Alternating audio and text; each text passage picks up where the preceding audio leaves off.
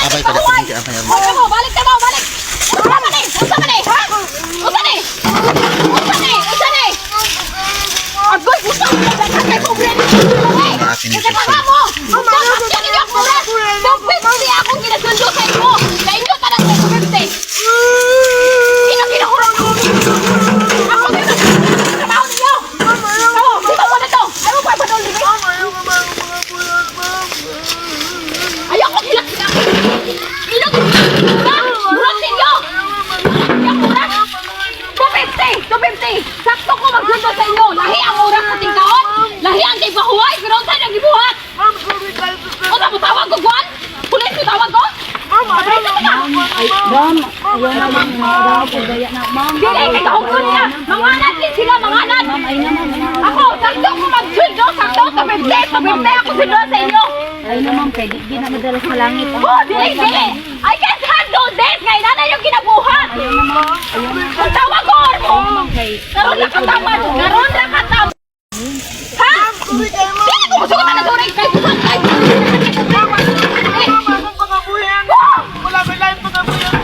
Dili ko. Ayaw ko. Karoon na kataman. Ugma, wala na ka. Dili ko gusto makita ng mga kabati ay nalang trabaho. Sa mo tawag ako bulis. Ayaw ka mo hawad, Dre. Ilong ka na, ma'am. Kung yan ay Dili. Ayaw na kahit tao. Ayaw na ba nakadala sa langit? Sir. Yato din yung Ayaw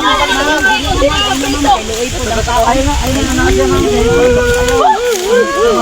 Balik ko sino trabaho. balik mo mas trabaho. So, ato ma-isuri mo kasama Michelle. Sakto ba ang gibuhat sa iyang agalon sa iyang trabahante sa Michelle? Ang para sa ko, sir, sayop itong gibuhat sa iyang agalon, sir. Kaya bisan pag naabtan niya iyang trabahante nga ni Kaon, iyan lang ang sabkon. Kaya naman na, gamay raman kay nga oras. Gamay raman ka ng oras nga magamit sa iyang trabahante nga mukaon. Kung sa ito yung trabahante, ma'am, gigutong gito tinood, ma'am. Bigutom, sir, kay kapoy ba ka na magtrabaho mag-spray pa sa mga sagbot. Spray o kanina nanom o kung sa Manilang tamang. Kuan magkunog silang sagbot. Ni kuan silang sagbot sila batigon silang sagbot. Gahot sila dayon mag-spray dayon sa kuan. Oo, nagkuan ko lapod ko sila kay talamnan na lagi daw dayang lugar.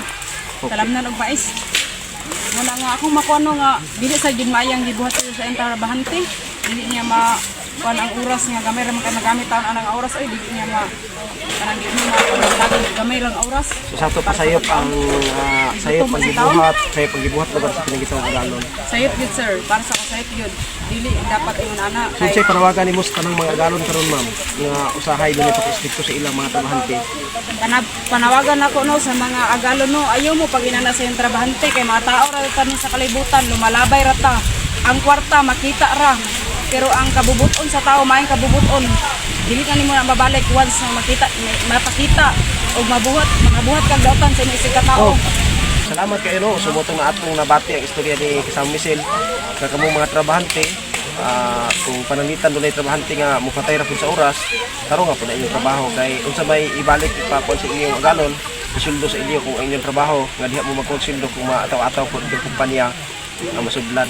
Nya kan sa mga agalon pod labi nagigutom sama ato kang sir katinuod man gid daw mato pa ni kasamang Michelle. Sumala sa mga trabahante nga uban nga gigutom gid tinuod so dili pud maayo nga buhaton to sa agalon nga adto nga no itang kay trabahante pod. So kamo mga agalon mahala inyong mga trabahante kitungod sa inyong mga trabahante nagsaka ang inyong kumpanya kay dili pud na mahimo kung inyo ra no. So muna mga tambag tugag pud ang tambag sa mga agalon ang inyong mga trabahante nga nagpalambo. So dinhi na lang kutob sa Labaw TV daghang salamat ug may adlaw para sa tanan.